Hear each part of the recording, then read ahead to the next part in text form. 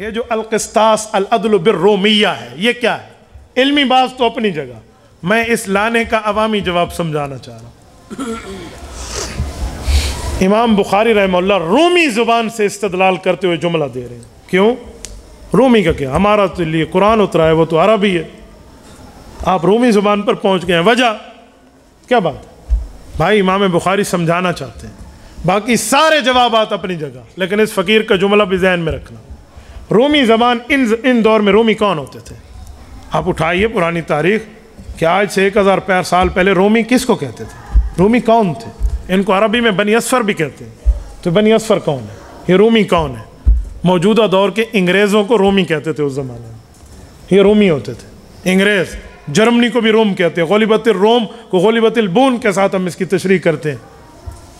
تو یہ جو ہے، تو امام بخاری پھر انگریزوں کی بات کیوں لائے ہیں؟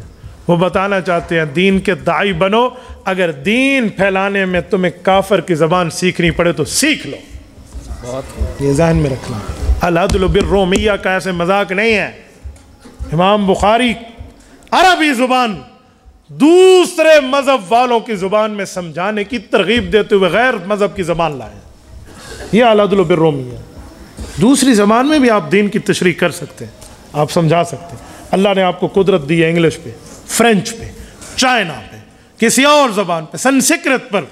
آپ دنیا کی ایسی زبان جہاں تک لوگوں تک اگر دین کا پیغام نہیں گیا، جیسے ہمارے دعوت و تبلیغ والے دنیا میں چل پھر کے اللہ کی دعوت کو اور اللہ کے نبی کے پیغام کو پھیلا رہے ہیں، تو تمہیں اگر کسی اور زبان کو سیکھ کر دین سمجھانا پڑے تو پھر تمہیں ہچکچاہٹ اور الجھن کا شکار نہیں ہونا چاہیے۔ یہ العدل بالرومیہ سے آپ کو اور مجھے سبق ہے۔